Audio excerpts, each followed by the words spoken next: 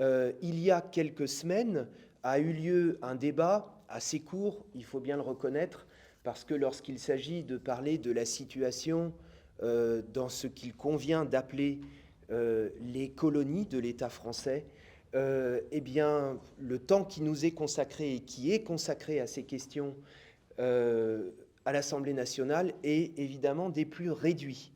Néanmoins, Bastien Lachaud, qui est l'un des députés qui d'ailleurs s'est rendu à la prison où Christian Théin est détenu, s'est exprimé pour exiger la libération de ceux qu'il a désignés comme étant des prisonniers politiques. Donc Miguel a raison dans l'introduction qu'il vient de faire de parler d'une situation coloniale. S'agissant de la Nouvelle-Calédonie, rappelons tout de même qu'il s'agit d'une colonie de peuplement. Rappelons que depuis le début, le peuple kanak se bat pour le droit imprescriptible qui est le sien, comme celui de tous les peuples, le droit à décider lui-même librement de son propre destin.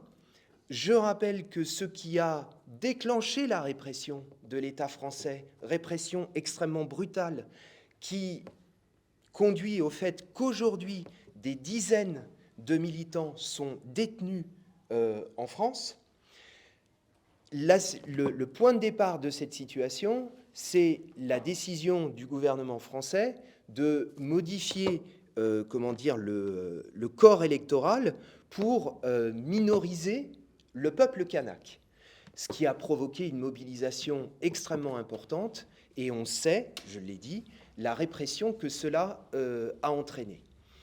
Tu as eu parfaitement raison d'insister sur ce point, et la pétition dont on est tous signataires ici y revient à juste titre. Les détenus dont on parle sont des prisonniers politiques.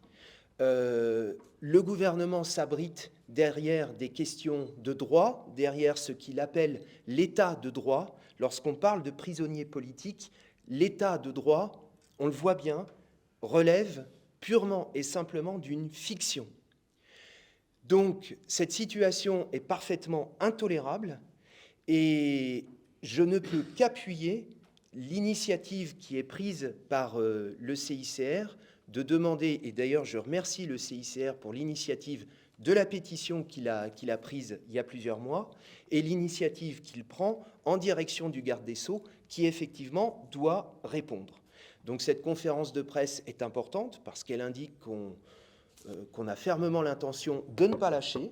On ne va pas lâcher parce qu'il s'agit de questions absolument fondamentales qui nous tiennent particulièrement à cœur, et c'est pourquoi je tenais particulièrement à être présent aujourd'hui parmi vous.